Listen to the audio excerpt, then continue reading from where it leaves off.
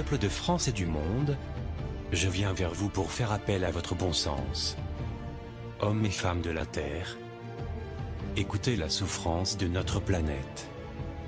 Bientôt toutes nos sources d'eau seront empoisonnées. Le dernier arbre aura été coupé. Et nous prendrons conscience trop tard que l'argent ne nous nourrit pas. Nos dirigeants politiques nous ont menti, trahis, et nous sommes tous victimes d'un esclavage financier depuis bien trop d'années. Tellement d'années qu'il m'a fallu chercher l'origine de la faille de notre nation actuelle dans les livres d'histoire. La conclusion est claire, laissez-moi vous l'expliquer.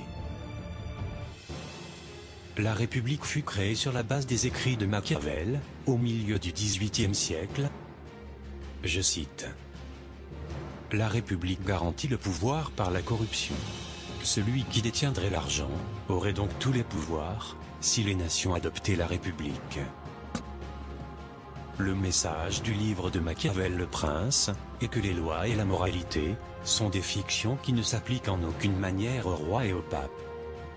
Que de tels dirigeants doivent utiliser la ruse, le subterfuge ainsi que tous les moyens de violence et du crime pour se maintenir sur le trône. Ils se trouvent aujourd'hui à la tête des États, tout en se faisant passer pour des personnes justes et pures.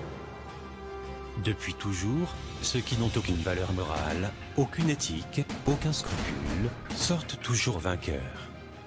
La République est le système idéal pour favoriser l'ascension des moins pourvus de ses qualités humaines. D'autant plus, si les candidats sont d'abord sélectionnés, selon ces critères de dénuement à l'intérieur de sociétés occultes qui gèrent les partis politiques et le système financier. Celui qui ment le plus, fait le plus de fausses promesses, gagne toujours face à celui qui tente de ne pas trop tromper ses électeurs. Le raisonnement est parfaitement juste. La République est un système garantissant la corruption, et donc la possibilité d'utiliser les dirigeants pour manipuler le peuple, mais aussi d'établir les lois, assurant la continuité de cette République, garante du pouvoir dans l'ombre, et enfin, favoriser les intérêts de ceux qui participent à l'asservissement du peuple. Après 2 guerres mondiales, ils ont réussi à imposer sur presque toute la planète un système qui leur permet de contrôler la vie politique et économique de chaque pays. Peuple de France et du monde, voici la faille de notre nation actuelle, comme celle de nombreuses autres nations. Il est vital qu'une opposition s'élève contre le principe de la République, qui garantit la continuité de leur plan, et le remplace par un autre mode de gestion de la société. La technique employée, pour obliger les dirigeants d'un pays à imposer au peuple la crise financière, pour le contraindre à accepter la vente des activités vitales du pays, telles que les compagnies des eaux, d'électricité, d'aviation, les compagnies pétrolières, les banques et j'en passe. Cela se nomme la corruption. Les élites appelant cela, à leur gré, privatiser ou libéraliser, afin de camoufler au peuple leurs coupables machinations.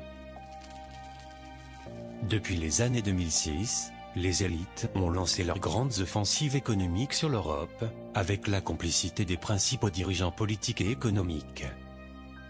La finalité étant de faire disparaître toutes les nations de l'Union européenne, pour les transformer en petites provinces du nouvel ordre mondial. Provinces dirigées par un Conseil européen, dont ils sont déjà les seuls maîtres. Bientôt, des traités commerciaux vont permettre la destruction de tissus sociaux et économiques, et ouvrir grandes les portes à l'asservissement de nos ressources, par l'emploi de techniques polluantes et destructrices pour la nature, ce pour le profit exclusif des élites. Le TAFTA, marché transatlantique le plus libéral et liberticide qui ait jamais vu le jour, va obliger l'Union européenne à suivre et faire appliquer à tous les pays de l'Union les normes américaines. Ceci aura pour conséquence majeure de détruire la gestion rationnelle des terres de l'Union pour cultiver des OGM, puis pratiquer l'élevage intensif aux hormones et antibiotiques divers, en faisant disparaître toutes les petites exploitations agricoles, ceci étant prévu pour 2015. Ensuite, le programme TISA, lui, fera disparaître la sécurité sociale, les caisses de retraite, et tous les services publics deviendront privés, donc payants. Ceci étant prévu pour 2018. l'État français a d'ores et déjà annoncé que les caisses de retraite complémentaires sont vides, et que sous 2 ans, il n'y aurait plus aucune retraite d'honoré. Enfin, la restructuration des régions achèvera les nations en les divisant en provinces européennes, ceci étant prévu entre 2018 et 2020. Si rien n'empêche ces programmes de s'accomplir, la France aura disparu dans moins de 10 ans. Une personne seule ne pourrait rien contre cela.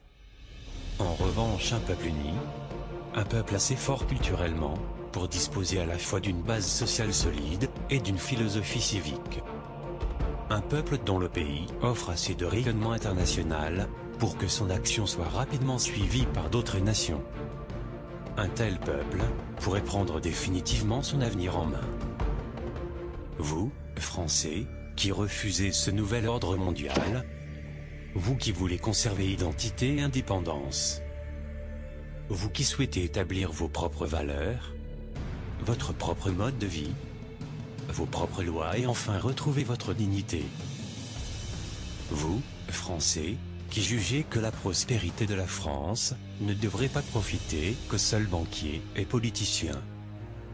Vous, Français indivisibles, de toute religion, de toute ethnie, de toute profession, de tous niveaux sociaux, de toute région, prêts à défendre une valeur unique d'un pays libre, tendant la main à tous les peuples de la terre, invitant à refuser les guerres et la dictature mondiale de quelques familles. À vous tous. Rendez-vous le 14 juillet 2015, à Paris, place de la Concorde à 10 h.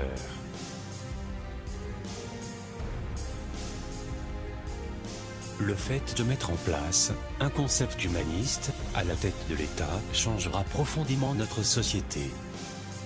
Les effets s'en feront sentir immédiatement, comme par exemple la disparition de la précarité financière, donc de la pauvreté, des sans domicile fixe, des restos du cœur, et bien d'autres. Le retour à la sécurité dans les rues, la baisse des suicides, l'enthousiasme des jeunes. L'amélioration de la qualité de vie, pour tous sans exception. Car dans un premier temps, le gouvernement provisoire va se concentrer à procéder à la suspension des contraintes les plus lourdes, pendant que le peuple travaille à la rédaction de sa nouvelle constitution. Ensuite, le peuple aura toute latitude à agir, dans son propre intérêt et pour sa propre prospérité sociale, culturelle, économique et équitable. Les contraintes les plus oppressantes, qui seront neutralisées, telles que la dette bancaire, le financement de l'Europe, l'appui militaire aux Américains via l'OTAN et bien d'autres, vont par leur neutralisation, nous offrir une souplesse économique, permettant de réduire les charges des entreprises et de diminuer fortement les impôts de celles-ci, comme des particuliers, et de relancer l'emploi sans effort.